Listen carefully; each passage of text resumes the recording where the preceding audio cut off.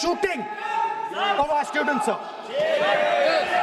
He put pellets into the blood of our students. He ordered the students of India to be shot. നമസ്കാരം, ഭാരത് ലൈവിലേക്ക് സ്വാഗതം. നമസ്കാരം പ്രശാന്ത്. പ്രതിപക്ഷ നേതാവ് രാഹുൽ ഗാന്ധിയുടെ ചില നീക്കങ്ങൾ അതേതാണ്ട് അവകാശ ലംഘനത്തിൽ വരെ എത്തിയിരിക്കുന്നു. കാരണം പുറത്ത് CJPക്കാർ തകർത്തപ്പോൾ സഭയ്ക്കുള്ളിൽ ഒന്നും ചെയ്യാൻ പറ്റുന്നില്ല. അപ്പോൾ പിന്നെ പരമാവധി മൈക്ക് ഓഫ് ചെയ്ത് ബഹളം വയ്ക്കുക. പിന്നെ ആഭ്യന്തരമന്ത്രി അമിത്ഷായാണ് വെടിവെക്കാൻ ഉത്തരവിട്ടതെന്ന് സഭയ്ക്കുള്ളിൽ ഒരു പ്രിവിലേജിൻ്റെ അടിസ്ഥാനത്തിൽ, വെറുമൊരു പ്രിവിലേജിൻ്റെ അടിസ്ഥാനത്തിൽ കിടന്ന് അലറി വിളിക്കുക. പക്ഷേ ഇത് പ്രകാരം മറ്റെന്തെങ്കിലും സഭാനാഥന് പരാതി നൽകുകയോ അങ്ങനെ ഒന്നും ചെയ്തില്ല. ഒടുവിലത്തെ അവകാശ ലംഘനത്തിന് നോട്ടീസും ഒന്നുമില്ലേ? അതെ, കാരണം അത് എന്തും സഭയ്ക്കുള്ളിലെ പ്രിവിലേജ് വെച്ച് വായിത്തൊന്നതെല്ലാം കൊതയ്ക്ക് പാട്ടുള്ള. നമ്മുടെ ജനപ്രതിനിധികൾക്ക് ചില പ്രത്യേക പരിരക്ഷകളുണ്ട്.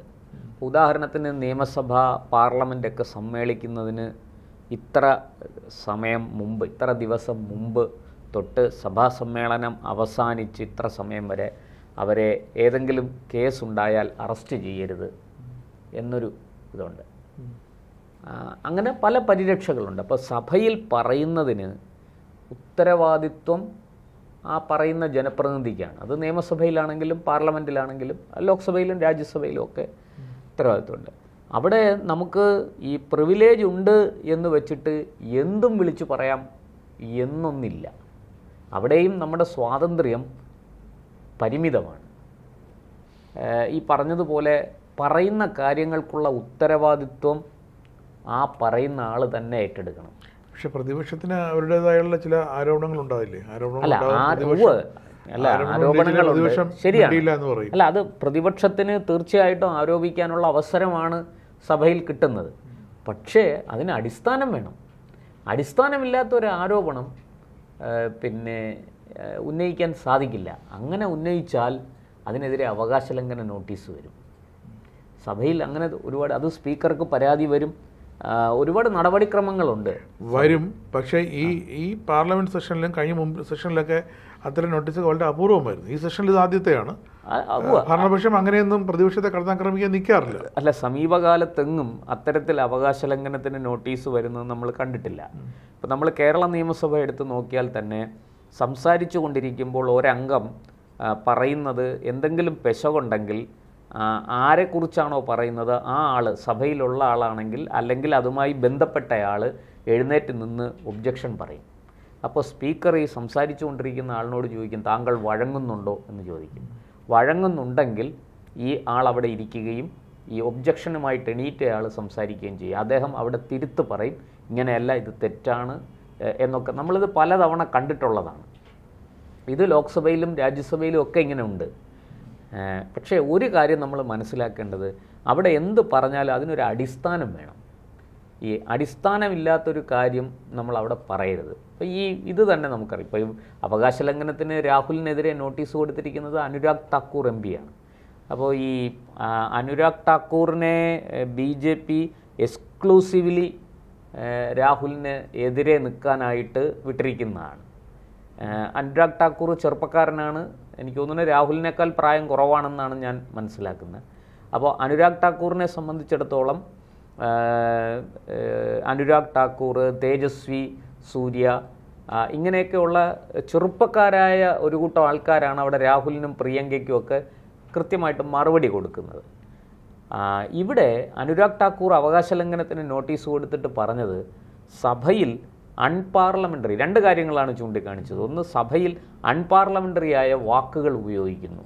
ഇപ്പോൾ ഇഡിയറ്റ് എന്ന വാക്ക്, വിഡ്ഢി, എന്നിട്ട് പറഞ്ഞ ഉടനെ രാഹുൽ പറയണം അത് ഞാൻ ഭരണപക്ഷത്തെ അല്ല ഉദ്ദേശിച്ചത് എന്ന് പറയുകയും ചെയ്യുന്നു. അപ്പോൾ പിന്നെ ആരെക്കുറിച്ചാണ് പറഞ്ഞത്? ഇത് നീറ്റ് പരീക്ഷാ ക്രമക്കേടുമായി ബന്ധപ്പെട്ട് വിദ്യാർത്ഥികൾ നടത്തിയ സമരത്തിൻ്റെ ഭാഗമായിട്ടാണ് ഇത് പറഞ്ഞത്. എന്നിട്ട് അവിടെ അതൊരു കാര്യം ഒന്നാമത്തത്. രണ്ട്, വിദ്യാർത്ഥികളെ, സമരം ചെയ്യുന്ന വിദ്യാർത്ഥികൾക്ക് നേരെ വെടിവെക്കാൻ നിർദ്ദേശിച്ചത് അമിത്ഷായാണ്, ഉത്തരവിട്ടത് അമിത്ഷായാണ് എന്നാണ് അടുത്ത പ്രയോഗം. അപ്പോൾ അത് ശരിക്കു പറഞ്ഞാൽ നമുക്കറിയാമല്ലോ, പോലീസിന് വെടിവെക്കാൻ നിർദ്ദേശം കൊടുക്കുന്നത് ആഭ്യന്തരമന്ത്രി അല്ല. അല്ല, അതെ. അതിന് അതിൻ്റേതായ ഒരു സംവിധാനമുണ്ട്. ആ സംവിധാനം അനുസരിച്ചാണ് പോലീസ് ഇപ്പോൾ ലാത്തി ചാർജ് നടത്തണമെങ്കിൽ, ടിയർ ഗ്യാസ് ഫയർ ചെയ്യണമെങ്കിൽ, അല്ലാതെ പെല്ലറ്റ് ഗൺ ഉപയോഗിക്കണമെങ്കിൽ, ഇനി അതല്ല കാരണമായേക്കാവുന്ന നമ്മുടെ 303 പോലെയുള്ള റൈഫിൾ, സാധാരണ .22 റൈഫിളൊക്കെ കൊണ്ട് വെടിവെച്ച ആൾ മരിച്ചു പോകില്ല. അതേസമയം 303 റൈഫിൾ തൊട്ട് മുകളിലോട്ടുള്ള ഉപയോഗിച്ചാൽ മരിക്കും. അത് കൃത്യമായിട്ടും ഇപ്പം അതെ, ഇപ്പം എല്ലാ SLR-ഉം ഇതൊക്കെയാണ്. പിന്നെ പോലീസിൻ്റെ കയ്യിലൊക്കെ ആധുനികമായ ഉപകരണങ്ങളൊക്കെ വന്നു, തോക്കുകളൊക്കെ വന്നു. അപ്പോൾ അതൊക്കെ ഉപയോഗിച്ചാൽ തീർച്ചയായിട്ടും മരണം സംഭവിക്കാനുള്ള സാധ്യത വളരെ കൂടുതലാണ്.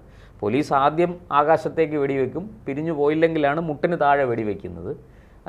പിന്നെ അതങ്ങ് നിയന്ത്രണ അതീതമായാൽ പോലീസിന് മറ്റൊന്നും ചെയ്യാനില്ല. അപ്പം നമ്മൾ കണ്ടിട്ടുണ്ട് ഗുജറാത്ത് കലാപത്തിൽ അന്ന് കലാപം നിയന്ത്രിക്കാൻ പറ്റാത്ത തരത്തിലേക്ക് പോലീസിൻ്റെ കയ്യിൽ നിന്ന് പിടിവിട്ട് പോയപ്പോൾ പോലീസിന് ഷൂട്ട് അറ്റ് സൈറ്റ് ഓർഡർ കൊടുത്തു.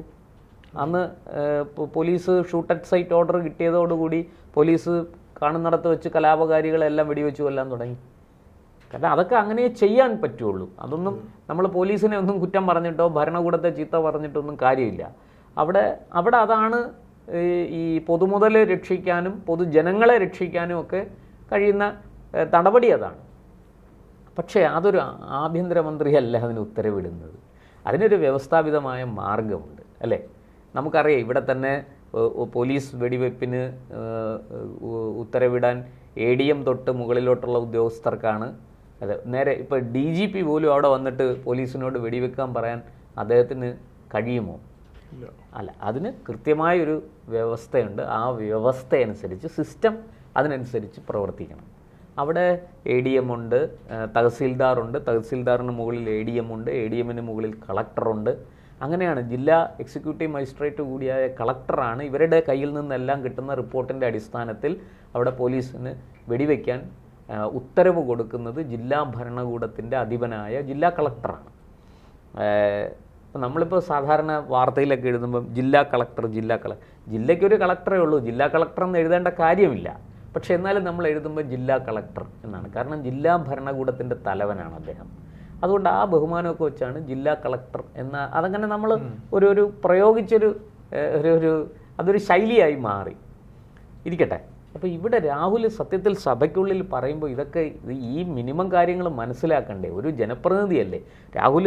ഈ 2026 ആദ്യമായിട്ട് ജയിച്ചു വന്നയാളല്ലല്ലോ അദ്ദേഹം. 2004 മുതൽ സഭയിൽ ഏതാണ്ട് 22 വർഷമായിട്ട് സഭയിലുള്ള ആളാണ്, അല്ലേ? അപ്പോൾ സഭാ നടപടിക്രമങ്ങളെക്കുറിച്ച്, സഭയിൽ ഉപയോഗിക്കേണ്ട ഭാഷയെക്കുറിച്ച്, സഭയിൽ പറയേണ്ടതെന്ത്, പറയാൻ പാടില്ലാത്തതെന്ത്, സഭാരേഖകളിൽ വരുന്നതെങ്ങനെ, സഭാരേഖകളിൽ നിന്ന് അത് നീക്കം ചെയ്യുന്നതെങ്ങനെ തുടങ്ങിയ എല്ലാ കാര്യങ്ങളെക്കുറിച്ചും ഈ 22 വർഷമായിട്ടും രാഹുലിന് ഉണ്ടായിട്ടില്ല എന്ന് പറഞ്ഞാൽ അത് വളരെ കഷ്ടമാണ്.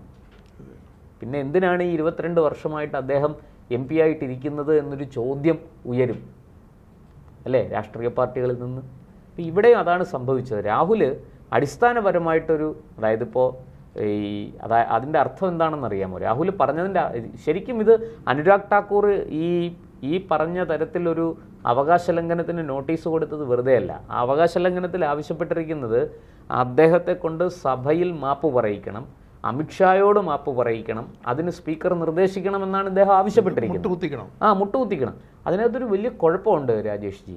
അതായത് അമിത്ഷായുടെ നിർദ്ദേശം അനുസരിച്ചാണ് പോലീസ് വെടിവെച്ചത് എന്ന് വെച്ചാൽ അമിത്ഷായ്ക്ക് പോലീസിനോട് നിർദ്ദേശിക്കാൻ യാതൊരു റൈറ്റുമില്ല. അമിത്ഷാ അധികാര ദുർവിനിയോഗം നടത്തി ആഭ്യന്തരമന്ത്രിയാണെന്നുള്ള ആ ഒരു പദവിയുടെ അധികാരമുണ്ടല്ലോ, ആ ഹുങ്ക് ഉപയോഗിച്ച് പോലീസിന് തെറ്റായ നിർദ്ദേശം കൊടുത്തു. നിർദ്ദേശം കൊടുക്കേണ്ടത് കളക്ടറാണ്. ലോ ആൻഡ് ഓർഡർ സിറ്റുവേഷൻ മോശമായാൽ, അത് വയലൻ്റ് ആയാൽ, മോബ് വയലൻ്റ് ആയാൽ, വലിയ അക്രമങ്ങൾ നടന്നാൽ പിന്നെ ഒന്നും നോക്കാനില്ല. കാരണം കൊലയും കൊള്ളിവെപ്പും നടക്കുകയാണെങ്കിൽ shoot at സൈറ്റാണ്.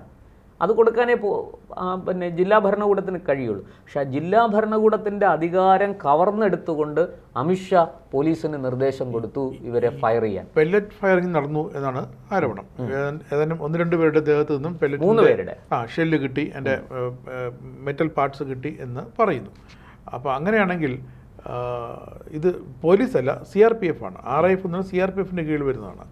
Rapid action force, അവരുടെ കയ്യിലാണ് ഈ പെല്ലറ്റ് ഗണ്ണുള്ളത്. അവരാണ് ഏത് റാപ്പിഡ് ആക്ഷൻ ഫോഴ്സിന് ഏത് തരത്തിലുള്ള പെട്ടെന്നുണ്ടാകുന്ന റാപ്പിഡായിട്ടുണ്ടാകുന്ന ആക്രമണത്തെ നേരിടാൻ, അല്ലെങ്കിൽ ഒരു പ്രതിഷേധമല്ല, ഒരു ആക്രമണത്തെ പിടിച്ചു നിർത്താനാണ് ആ ടീം RIF ഉള്ളത്. RIFിൻ്റെ ഡയറക്ടർ ജനറൽ കഴിഞ്ഞ ദിവസം അവർക്ക് ക്ലീൻ ചിറ്റ് കൊടുത്തു. കാരണം അദ്ദേഹം നേരിട്ട് പരിശോധിച്ചു, അമിത്ഷായുടെ നിർദ്ദേശപ്രകാരം അദ്ദേഹം നേരിട്ടിറങ്ങി പരിശോധിച്ച് അവരുടെ കയ്യിൽ നിന്നും ഇത്തരമൊരു ഫയറിംഗ് നടന്നിട്ടില്ല എന്ന്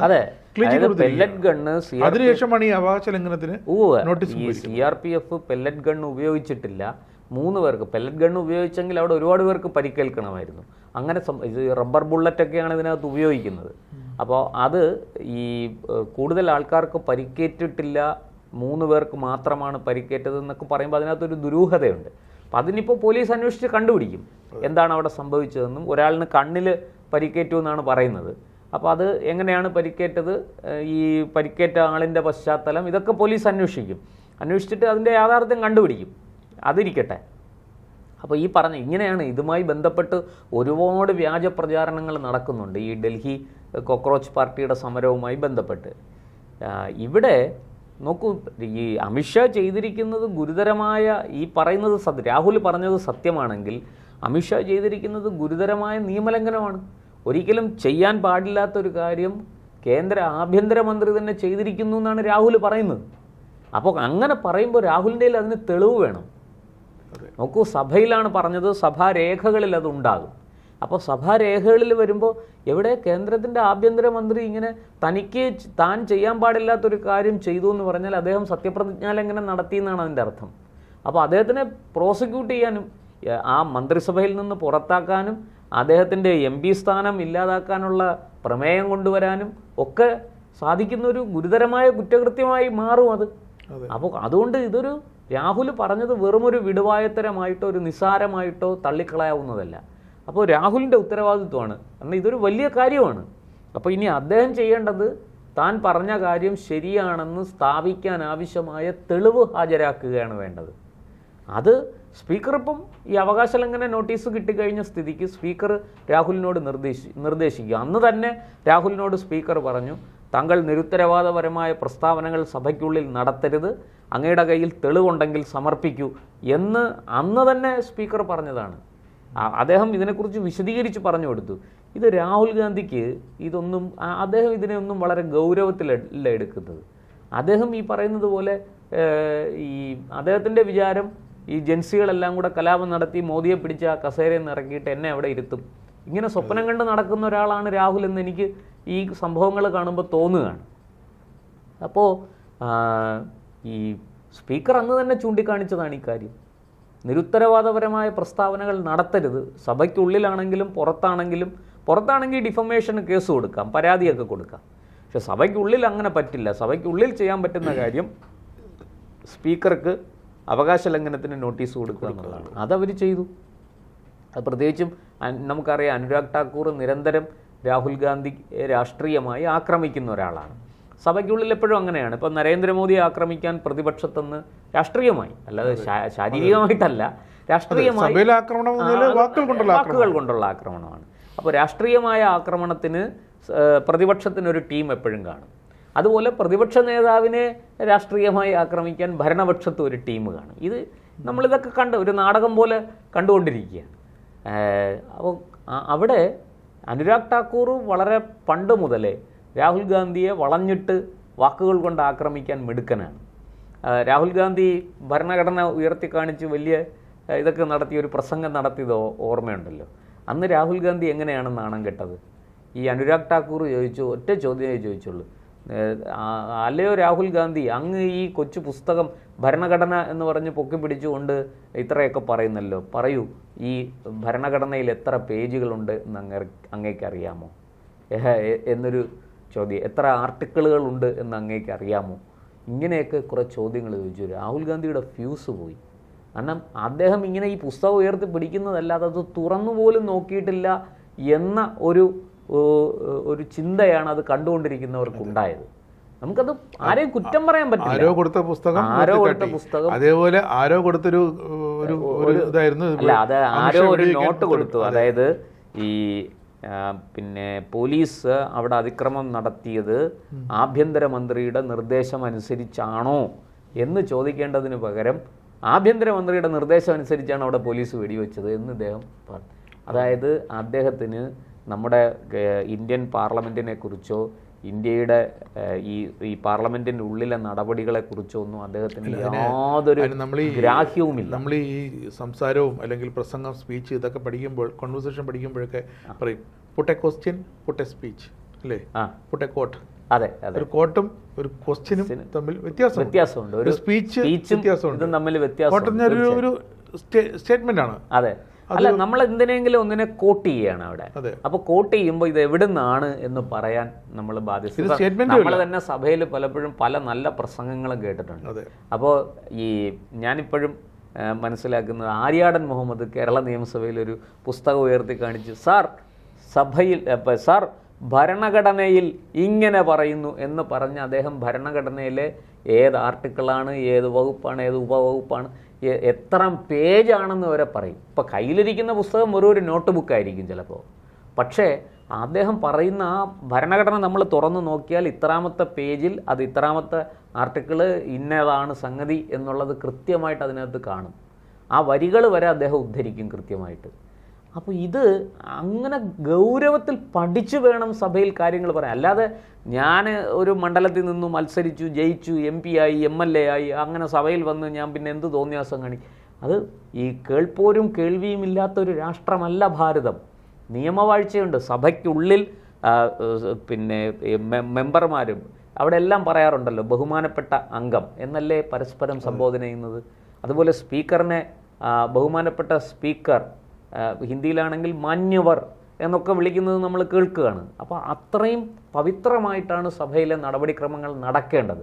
അതിന് പകരം അവിടെ വന്ന് നിരുത്തരവാദപരമായ പ്രസ്താവനകൾ നടത്തുക, എന്തെങ്കിലും വിളിച്ചു പറയുക, അത് ഗുരുതരമായ നമ്മുടെ അന്തസ്സിന്, നമ്മുടെ രാഷ്ട്രത്തിൻ്റെ അഭിമാനത്തെയും അന്തസ്സിനെയും ചോദ്യം ചെയ്യുന്നതാണ്. അതൊരിക്കലും അനുവദിക്കാൻ പാടില്ല.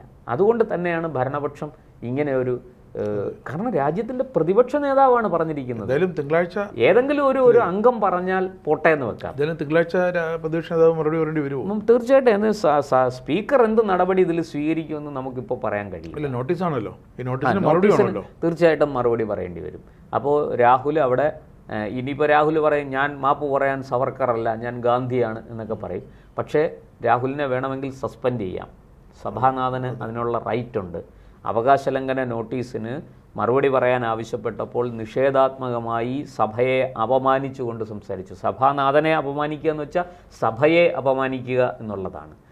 നമുക്ക് ഭരണഘടനയും സഭയും ഒക്കെ വളരെ വിലപിടിപ്പുള്ള ഒരു തൃണമൂലിന്റെ MP പുറത്ത് നിൽപ്പുണ്ട് ഈ സെഷൻ മൊത്തത്തിൽ. അതെ, കല്യാൺ ബാനർജി. അതാ സഭയിലെ അംഗങ്ങളെ, വനിതാ അംഗങ്ങളെ മോശമായിട്ട് സംസാരിച്ച് അശ്ലീല ചുവയോടുകൂടി അവരെ നേർക്ക് സംസാരിച്ചു എന്നാണ് പറയുന്നത്. അപ്പോൾ അതിന് അദ്ദേഹത്തിന് ഇപ്പോൾ അദ്ദേഹം അപ്പീലൊക്കെ കൊടുത്തിട്ടുണ്ട്. പക്ഷേ അപ്പീൽ എത്ര കണ്ട് ഫലവത്താകുമെന്നൊക്കെ കണ്ടു തന്നെ അറിയണം. ഇവിടെ ഈ രാഹുൽ നിരുത്തരവാദപരമായിട്ട് അല്ല, എനിക്കൊരു തെറ്റ് പറ്റിയതാണ്, ഞാൻ ആവേശം കൊണ്ട് പറഞ്ഞു പോയതാണ്, ആ വാക്കുകൾ ഞാൻ പിൻവലിക്കുന്നു, അതിനുള്ള അനുവാദം എനിക്ക് നൽകണം, അത് സഭയിൽ നിന്ന് നീക്കം ചെയ്യണം, ഞാൻ ഖേദം പ്രകടിപ്പിക്കുകയാണെന്ന് പറഞ്ഞാൽ ഈ വിഷയം അവിടെ തീരും. പക്ഷെ അതുണ്ടാക്കുന്ന ഒരു രാഷ്ട്രീയ ഇമ്പാക്റ്റ് ഉണ്ട്. അത് രാഹുൽ ഗാന്ധിക്കും കോൺഗ്രസിനും വലിയ നാണക്കേടാവും. അതാണ് അതിനകത്ത് അവരെ വാസ്തവം പറഞ്ഞാൽ കോൺഗ്രസിനെയും ഈ UPA ഇന്ത്യ മുന്നണിയെയും രാഹുൽ കൊണ്ടുപോയൊരു സമ്മർദ്ദത്തിലാക്കി കളഞ്ഞു. ഒരു എന്താ പറയുക, ഒരു പൊട്ടാൻ നിൽക്കുന്ന പീരങ്കിക്ക് മുന്നിൽ കൊണ്ട് ഇതിനെ ഇട്ടുകൊടുത്തു എന്ന് പറയുന്ന പോലെ ആണ് ഈ സംഭവം. എന്തായാലും അവകാശലംഘന നോട്ടീസ് വളരെ ഗൗരവമാണ്. അത് രാഹുൽ തീർച്ചയായിട്ടും അതിന് ഉചിതമായ മറുപടി കൊടുക്കേണ്ടി വരും. തെറ്റുപറ്റിയെങ്കിൽ ക്ഷമ പറയേണ്ടി വരും. അല്ലാത്ത പക്ഷം രാഹുലിനെതിരെ സഭാനാഥൻ എന്നുള്ള നിലയ്ക്ക് ലോക്സഭാ സ്പീക്കർക്ക് നടപടി സ്വീകരിക്കേണ്ടി വരും എന്നാണ് ഇതിൽ നിന്ന് നമുക്ക് മനസ്സിലാകുന്നത്. താക്കീത് മുതൽ സസ്പെൻഷൻ വരെ ഉള്ള എന്തുവാകാം. സഭാനാഥൻ പ്രതിപക്ഷ നേതാവായതുകൊണ്ട് അദ്ദേഹം കുറച്ചുകൂടെ മയപ്പെടുത്തും. പക്ഷേ വാസ്തവത്തിൽ സത്യത്തിൽ പ്രതിപക്ഷ നേതാവ് ആയതുകൊണ്ട് തന്നെ അദ്ദേഹത്തിന് എതിരെ കർശനമായ നടപടി സ്വീകരിക്കണം. കാരണം ഇതിനി ആവർത്തിക്കാൻ പാടില്ല. പ്രതിപക്ഷ നേതാവ് എന്ന് പറയുന്ന പദവിക്ക് അത് പോട്ടെ, ഒരാൾ MP ആകുന്നത് ജനങ്ങൾ ആക്കുന്നതാണ്. രാജ്യസഭ MP ആകുന്നത് എങ്ങനെയാണ്? അത് MLA-മാർ വോട്ട് ചെയ്ത് MLA-മാരെ ആക്കുന്നതാണ് അല്ലേ? അല്ല, ഇവിടെയും അത് വ്യത്യാസമുണ്ട്. രാഹുൽ ലോക്സഭ MP ആണെങ്കിലും കോൺഗ്രസ് ഏതാണ്ട് ഒരു രാജ്യസഭയിലേക്ക് എങ്ങനെ MP വരുന്നോ ആ ഒരു മൂഡിലാണ് അദ്ദേഹം വരുന്നത്. അത് പ്രതിപക്ഷ നേതാവായത്, MP ആയെങ്കിലും പ്രതിപക്ഷ നേതാവായത് അദ്ദേഹത്തെ പിടിച്ചാക്കിയതാണ് ഇന്ത്യ മുന്നണിക്കാരെല്ലാവരും കൂടെ. കാരണം അവർ ഭൂരിപക്ഷം ഉണ്ടാക്കി, മറ്റ് കോൺഗ്രസ് അടക്കമുള്ള കോൺഗ്രസിന് പുറമെയുള്ള മറ്റ് ഘടകകക്ഷികൾ എല്ലാവരും കൂടെ ഭൂരിപക്ഷം ഉണ്ടാക്കി.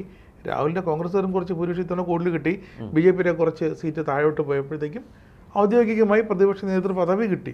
അതെ, അല്ല, അങ്ങനെ പ്രതിപക്ഷ നേതാവെന്ന് പറയുന്നത് ഒരു കുട്ടിക്കളിയല്ല, അത് വളരെ ഗൗരവമുള്ള ഒരു പദവിയാണ്. ആ പദവിയിലിരുന്ന് വിടുവായത്തനം പറയരുത് എന്നുള്ളത് രാഹുലിനെ ബോധ്യപ്പെടുത്തുന്ന തരത്തിലുള്ള ഒരു നിലപാടായിരിക്കും സ്പീക്കർ സ്വീകരിക്കുക എന്ന് നമുക്ക് തോന്നുന്നു.